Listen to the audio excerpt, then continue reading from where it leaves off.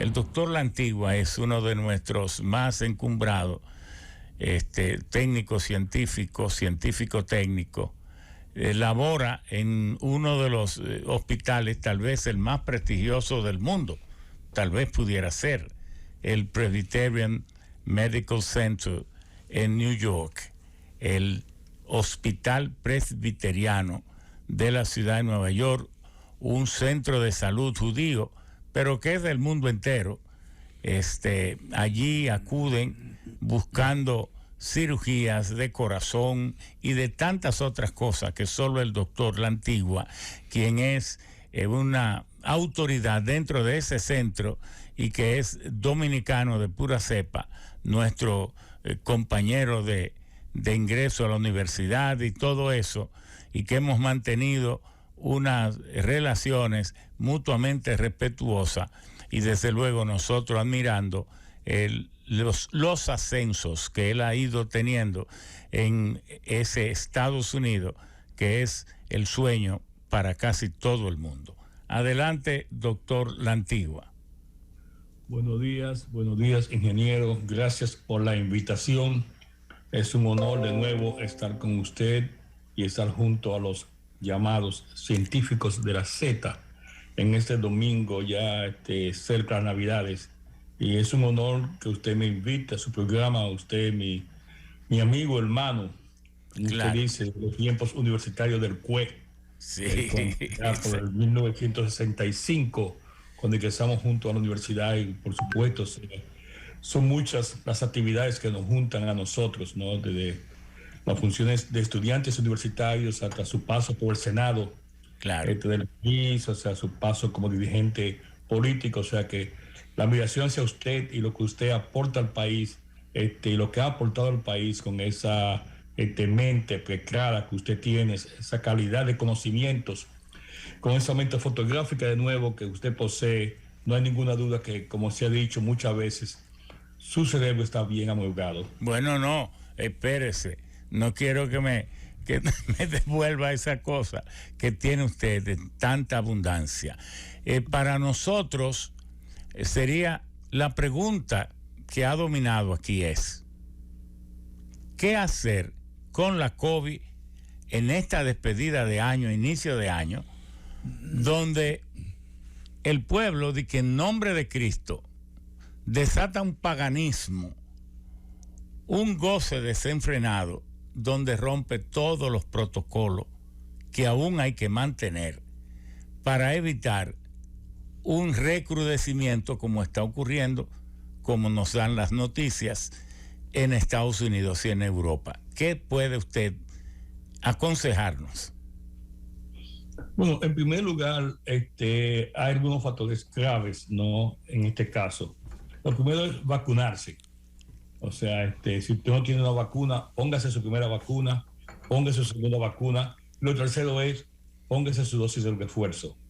Especialmente usted tiene más de 6 meses de vacunado, su segunda dosis. O sea, está demostrado, los anticuerpos comienzan a decrecer después, especialmente de una segunda dosis de más de 4 a 6 meses, en el caso de la mayoría de las vacunas que están disponibles en el mercado. O sea que eso es lo primordial. Lo primordial es vacunarse, vacunarse y vacunarse. Pero usted me hablaba del paganismo, ¿no? Es las celebraciones navideñas. O sea que va mucho más allá. O sea, aquí, por ejemplo, las celebraciones comienzan con el Día de Acción de Gracias, que son parte de ese paganismo. Yo creo que en el país comienza con la apertura de los juegos de béisbol, a mitad de octubre, ¿no? Donde la gente va y se reúne de una forma alegre, o sea, sin protección ninguna. Entonces ahí viene la importancia es, o sea, que todos conocemos, el uso de mascarillas cuando está fuera o dentro de un local, y también mantener el distanciamiento físico lo más posible. En ese sentido, inclusive hoy en día, se recomienda el uso de mascarillas internamente. Lo más importante en esta fiesta, si usted no está vacunado, no vaya a la fiesta, quédese en su casa, manténgase aislado. E inclusive aquellos que están vacunados, si no tienen la dosis de refuerzo, también tienen que ser muy cuidadosos, pues se ha demostrado que hay infección, especialmente con las dos variantes de preocupación, que es Delta y Omicron. O sea que de nuevo, evitar lo que es el aglomeramiento. Lo estamos viendo aquí en Estados Unidos, como te decía, después de la fiesta del Día de Acción de Gracias del pasado 25 de noviembre, los casos se han disparado. En principio Delta, ya Omicron, que en Europa, en Gran Bretaña en estos momentos, no es el variante predominante. Ya en la ciudad de Nueva York alcanza un 15%, y se piensa que en 2 semanas va a ser la variante dominante. Y tengas en cuenta que hace 15 días no había Omicron en la ciudad de Nueva York. Pero nosotros hemos cerrado los últimos 3 días en la ciudad de Nueva York, jueves, viernes y sábado, con más de 21,000 casos. Cuando hace apenas una semana solamente había un reporte de 8,000 casos. Cuando la positividad era solamente un 3%, la positividad ayer alcanzó casi un 7%, un 6.8%. O sea que yo le decía a usted el miércoles que estaba cauteloso y optimista. En este momento cauteloso y preocupado. Preocupado porque en realidad, los casos siguen aumentando. Te he visto la cancelación, no solamente de muchos juegos de fútbol. Te vio que Cornell, que tuvo 900 casos en la Universidad de Cornell en Ítaca, canceló las clases presenciales y se fue a virtual. Lo mismo pasó con Princeton. Nosotros en Columbia hemos cancelado también los primeros 2 años de la Escuela de Medicina a partir del viernes pasado. ¿Por qué? Porque el martes se reunieron 30 estudiantes del segundo año en una pequeña fiesta, y el jueves habían 29 de 30 positivos. O sea, todos con Omicron. O sea, una variante altamente contagiosa que se replica en 1.5 a 3 días, no hay ninguna duda, y que nos tiene preocupados no solamente, por los efectos, sino también porque pensamos que en estos días, en los cuales el sistema de salud tiene bastante preocupación, está bastante alargado por el hecho de que se exigió a muchos de los profesionales de salud que se vacunaran, y casi todos los hospitales perdimos personal de salud. Nosotros, en el caso de la universidad, perdimos 400 empleados que hicieron no vacunarse y tuvieron que ser separados de la institución. Había otra como la Universidad de Nueva York, NYU, que perdió 1,400 empleados, y así todo. O sea, que un sistema que no aguanta realmente en estos días que los empleados se enfermen. Porque cada empleado que se enferma, aunque no tenga síntomas y da positivo, significa aislamiento por 10 días, y va a poner bastante presión en lo que es el sistema hospitalario de la ciudad de Nueva York. Bueno, pero Estados Unidos es una sociedad profundamente rica. Al mundo le interesa saber, con esas 300, 400 millones de dosis que tiene Estados Unidos y la gente renuente a vacunarse, pienso que ya tiene cerca del 70%, pero no han calculado que no deben esperar el vencimiento de esas vacunas que tienen un costo tan alto y que tal vez puedan facilitarla a las naciones que la necesitan, y luego renovar su stock, su almacenamiento, para no esperar a que se dañe. Bueno, ingeniero, una buena pregunta. Estados Unidos es el país que más vacunas ha otorgado. Estados Unidos ha dado 2,000 millones de vacunas al mundo, y actualmente está en capacidad de dar 2,000 millones más.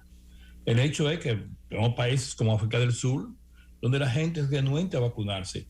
Inclusive aquí en el país, a pesar de todas las promesas que se han hecho, desde el punto de vista de lo que llamamos nosotros, el fuerte y la zanahoria, ¿no?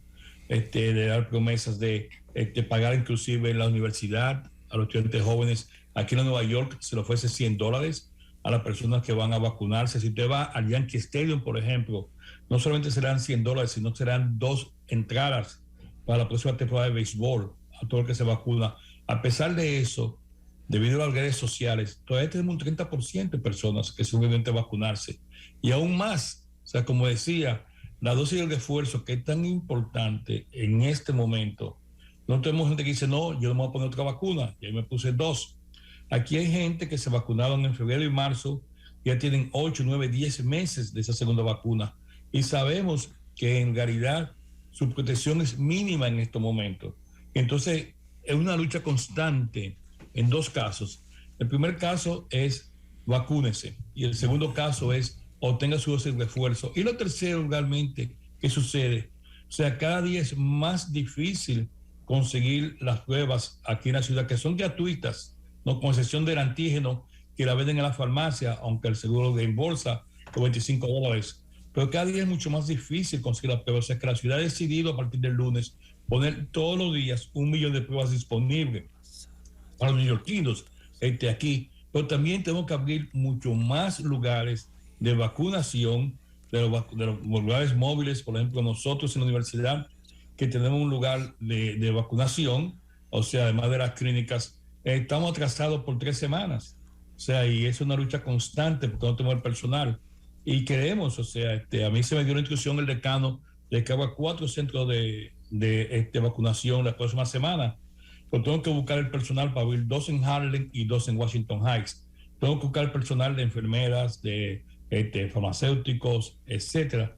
Sé que la implementación de estas cosas a veces se tornan difíciles, especialmente los días de fiesta de la persona que quiere pasar cierto día con su familia. Y como decía, muy cuidadoso en estos días de fiestas. Especialmente, como decía, si usted no está vacunado, quédese en casa. Pero hay un tema que las autoridades de salud de los pueblos y de los países, nosotros hemos insistido aquí que se diga toda la información al pueblo dominicano, por ejemplo, en particular. ¿Por qué? Porque la tasa de letalidad, cada nación tiene una tasa de letalidad. Y sería positivo saber si la COVID, la enfermedad y el tratamiento y los protocolos y las medidas precautorias que hemos tomado han podido incidir en reducir las muertes totales nacionales. ¿En qué sentido? Nosotros tenemos una tasa de letalidad de 6.3 por cada 1,000. Eso significa que como en República Dominicana hay 10.7, casi 11 millones de ciudadanos, pero hay casi 2.5, 2.6 millones de indocumentados y residentes legales, que tenemos casi 14 millones de personas. Aplicándole la tasa de letalidad de 6.2 por 1,000, aquí mueren casi 80,000 personas cada año. Pero al pueblo no se le habla de eso, solo se le habla de las muertes por la COVID. En Estados Unidos, que tiene una tasa de letalidad un poco mejor que la nuestra, pero casi ahí 6, entonces allá mueren como 2 millones de personas cada año. Entonces, si la COVID, al tener más precauciones con las mascarillas, todo esto ha mejorado tal vez, disminuyendo el contagio de otras enfermedades o la transmisión o el progreso de otras enfermedades. ¿Tiene algunas cifras en Estados Unidos tal vez de qué impacto ha tenido la COVID mejorando la mortalidad de otras? Por ejemplo, leíamos que la OMS, lo leíamos esta mañana, dice que las muertes por paludismo han disminuido han aumentado por el tema de la COVID del año 2020 al 2021. ¿Cómo se relaciona eso en Estados Unidos? Bueno, como usted conoce, Estados Unidos en casi 2 años que va a cumplir la COVID, hay más de 800,000 muertos.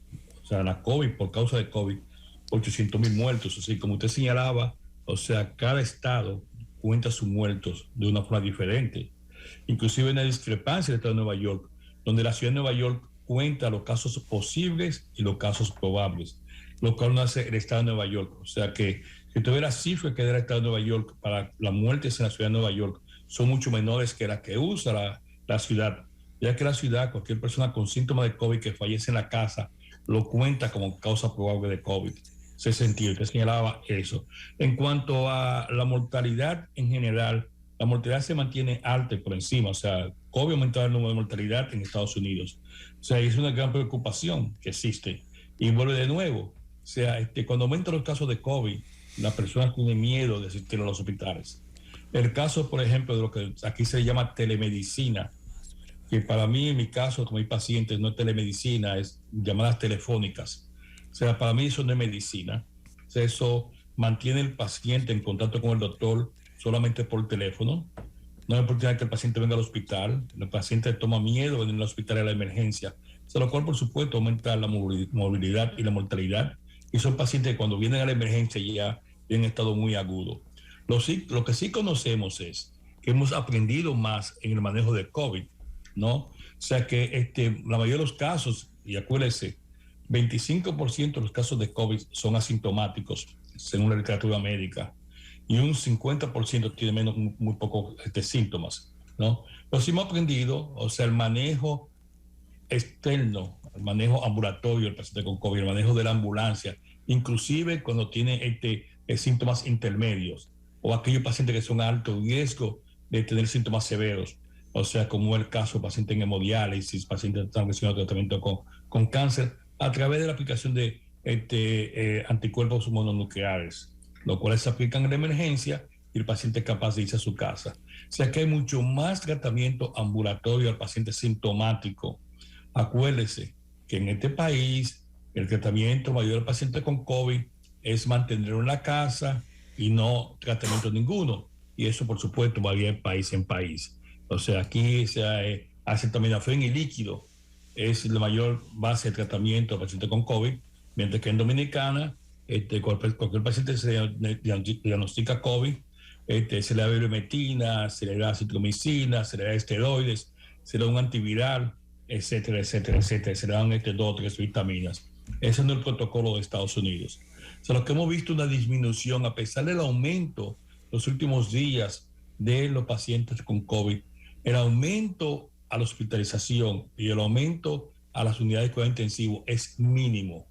Y esto, como decía, gracias al tratamiento de afuera, y no hay ninguna duda a la protección que ejercen las vacunas, que hace que inclusive los pacientes sintomáticos, los síntomas sean menores y puedan irse a su casa o quedarse en su casa. También, por supuesto, desde el punto de vista epidemiológico, hemos aprendido a manejar mejor al paciente, no solamente con el rastreo de aquellos que tuvieron contacto, sino que hoy en día cualquier persona que no tiene cómo aislarse en su casa, la ciudad de Nueva York le paga un hotel, en ese hotel se da comida, servicios sociales y servicios médicos. O sea que ese punto de vista también hemos mejorado. O sea, pero sin embargo, o sea, yo creo que la ciudad a partir de mañana también va a distribuir 1 millón de mascarillas N95 a través de las estaciones de los trenes, a través de los grupos comunales de las iglesias, etcétera. De nuevo, aumentando la protección. O sea, se está prohibiendo todo lo que es reuniones bajo techo. Ayer se canceló, o sea, el performance del Radio City Music Hall. Usted sabe que una fiesta más importante, la presentación más importante, con la famosa Roquette que dan en Radio City. Bueno, el show se canceló ayer para el resto del año. También muchas obras de teatro de Broadway cancelaron ayer porque tienen personal enfermo. O sea que nosotros pronosticamos, como se ha dicho, que va a haber una mal temporada de COVID, comenzando lo más seguro alrededor de final de año, que se va a extender por todo el invierno, y lo más seguro que, aunque la economía seguirá abierta, muchas de las cosas que vemos hoy en día abiertas van a ser virtual, incluyendo la educación y lo que son los programas deportivos. Bueno, algo que a nosotros nos gustaría escuchar de usted, dado el nivel de información y cómo está acostumbrado a hacer sus análisis desapasionados. Sabemos su ubicación política en el Partido Demócrata. Sin embargo, conocemos lo despiadado que es cuando se ciñe al método científico de análisis para conocer la verdad. ¿Cómo valora el pueblo norteamericano la política de salud frente al COVID del presidente Biden en comparación a lo que instaló y las burlas que exhibía el expresidente Trump y su manejo de la COVID, que puso altamente en riesgo a la salud del pueblo americano? Gracias, ingeniero. De las pocas cosas en la cual el presidente Biden tiene una población por encima del 50% en el manejo de la salud y el manejo del COVID. Como tú sabrás, ¿no? El nivel de aceptación del presidente Biden es uno de los más malos de presidente alguno de las últimas décadas. O sea, andan rondando por un 39, un 40% en este momento. Sin embargo, en cuanto al manejo de COVID, está por unos 54%. O sea que tiene realmente la encuesta lo favorecen a él en este sentido. No hay ninguna duda. O sea, y las personas que están alrededor de él tienen mucho más facilidades. Oímos a Tony Fauci, la forma que Tony es capaz de hablar y muchos de los expertos científicos alrededor de él, el jefe del Instituto Nacional de la Salud, el doctor Francis, muchos se sienten mucho más cómodos en esta administración que en la administración Trump. Sin embargo, o sea, esta administración que dijo que para abril el 70% de los estadounidenses iban a estar vacunados. O sea, todavía no llegamos a ese número. Esta administración que dijo que nosotros habíamos vencido el COVID y que ya la preocupación era a otros niveles. No hemos vencido al COVID. O sea, que ha habido equivocaciones realmente. Y ayer decía, o anteayer decía, la vicepresidenta Harris, de que Estados Unidos había tomado por sorpresa las variantes Delta y las variantes Omicron. O sea, lo cual es increíble, ¿no? El país más avanzado del mundo, con la mejor tecnología médica del mundo, y su vicepresidenta, que tiene que estar muy bien orientada por los científicos, admite públicamente que estas dos variantes tomaron al país por sorpresas. O sea que, de nuevo, o sea, desde luego, entonces la culpa no caería en un gobierno que no ha cumplido un año. Sería, de todas formas, más en el gobierno anterior. Sí, hubieron, por supuesto, el manejo del gobierno anterior desde el punto de vista de las pruebas, ¿no? Desde el punto de vista de que todavía que hay estados con la influencia de Trump en que dicen que no se van a vacunar. Y nosotros vemos, por ejemplo, que desde el punto de vista de la mortalidad en relación a la población, como a usted le gustan esos números, Texas y Florida sobrepasan California y New York, el número de casos positivos y el número de casos, el número de la mortalidad. Debido precisamente a que los gobernadores de esos dos estados han dicho que ellos no van a hacer de la vacuna algo mandatorio. O sea que todavía vemos esos estados que aquí llamamos rojos, como el caso de Kentucky, Alabama, con alta positividad y con mucha presión su sistema de salud. Nebraska, o sea, en este momento está sufriendo, diciendo que no tiene cama intensivo. Vimos Texas hasta hace poco que tenía todavía morgue ambulatorias frente a los hospitales. O sea que muchos de estos estados, por la terquedad y la posición anticientífica de esos gobernadores, han hecho que su población sufra los efectos mórbidos y los efectos letales de la COVID. Bueno, al pueblo dominicano le gustaría conocer del doctor La Antigua una buena definición del tema vacuna. Hay vacunas que son RM mensajeros, hay otras que son hechas del mismo virus, pero como este programa es para educar, pudiera explicarnos los tipos de vacunas para que la gente tenga más confianza y entienda el mecanismo de cómo se hacen las vacunas. Sí, o sea, tú bien señalaba, o sea, hay vacunas que son hechas a través de un mRNA mensajero. Usted decía, bien claro, hay dos vacunas en ese tipo, que son la Pfizer y la Moderna, que fue un mecanismo nuevo, ¿no? De hacer vacunas. No son sintéticas. Son sintéticas. O sea, no había mecanismo de hacer vacunas. Después las demás vacunas usan vectores. O sea, vectores crear dentro de un cuerpo el hecho de que se creen anticuerpos contra el virus, y eso es lo que se inyecta. Este es el caso de AstraZeneca, de Sinovac, la vacuna cubana de Sputnik 1 y 2, o sea, de esos casos, ¿no? O sea, lo importante yo con las vacunas es entender que todas las vacunas que hay en el mercado son efectivas desde el punto de vista de lo que se definió como efectividad. Y lo que se definió como efectividad era que cualquier vacuna que tuviera un 60% realmente de creación de anticuerpos y de protección contra enfermedad severa era una vacuna efectiva. Y este es el caso de las vacunas, en principio, con la COVID original, la COVID que conocimos en el 2019. Cuando usted entra entonces a las dos variantes de importancia, usted comienza a ver la disminución de estas vacunas, ¿no? Y lo conocimos con el caso de Sinovac. En el caso de Sinovac solamente es en este momento para Delta, o sea, protege para enfermedad severa, y estamos hablando aquí de enfermedad severa, que es lo importante, a un 33% de los inoculados. O sea, diferente a las vacunas mRNA, que es en Delta, gira alrededor de un 80%, AstraZeneca un 70%, igual que Johnson & Johnson, ¿no?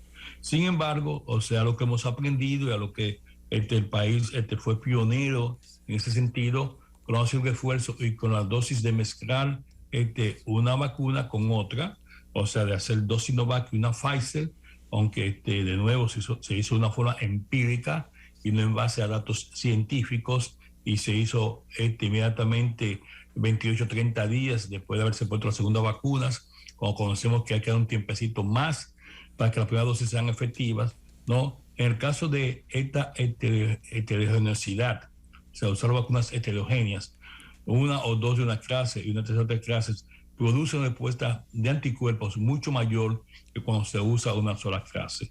Y eso lo vimos claramente con Johnson & Johnson, que cuando usted usa dos Johnson & Johnson, el caso de Johnson & Johnson, que es 2 meses después de haberse aplicado la primera dosis, en el caso de Johnson & Johnson, si usted usa dos Johnson & Johnson, aumenta 4 veces la cantidad de anticuerpos.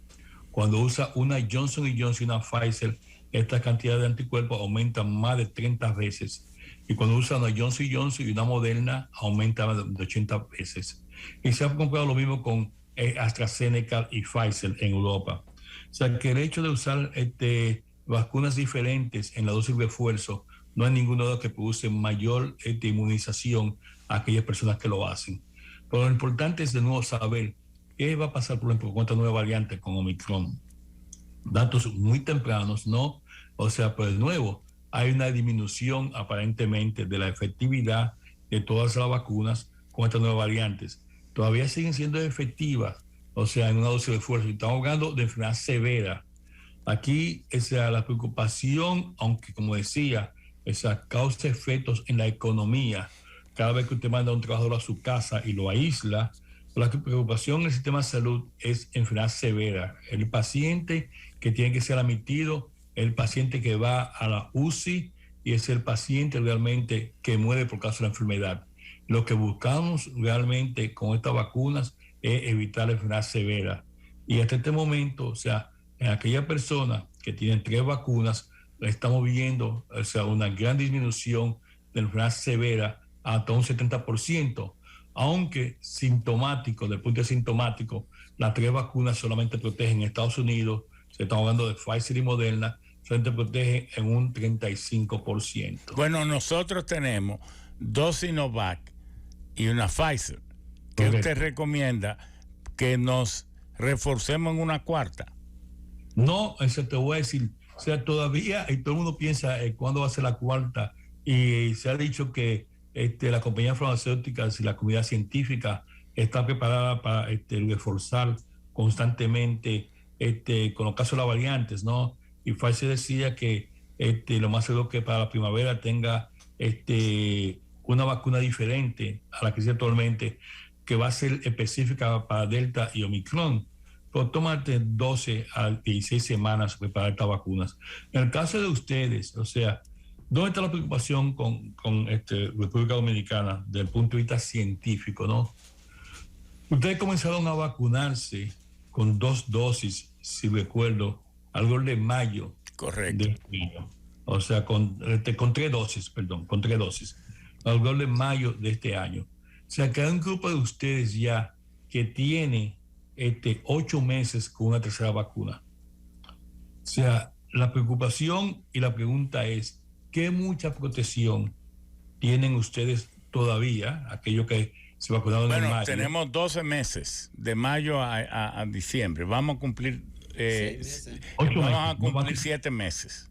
7 meses, sí. O sea, contamos así, sí, vamos a cumplir 7 meses, ¿no? O sea, que ellos comenzaron a vacunarse en mayo. Y el asunto es ese. El asunto es que ese es un campo experimental.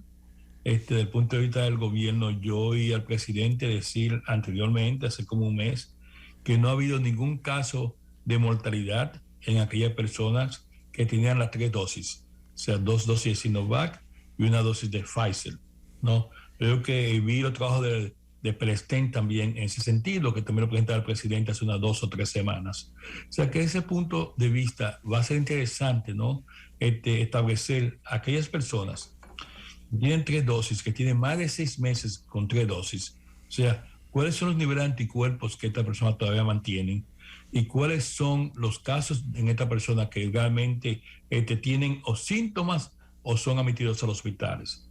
Y desde el punto de vista epidemiológico, usted está más avanzado que otros países, por ejemplo, que Estados Unidos, que no comenzó a aplicar una tercera dosis, sino hace alrededor de 4 o 6 semanas. O sea, que usted está mucho más avanzado. Pero como te decía, aquí hay una preocupación, porque tenemos un gran número de personas también, solamente con 2 dosis, que están vacunados hace 8 o 9 meses, que sus 2 dosis se cumplieron en febrero y marzo, que en este tercero no tiene una tercera vacuna.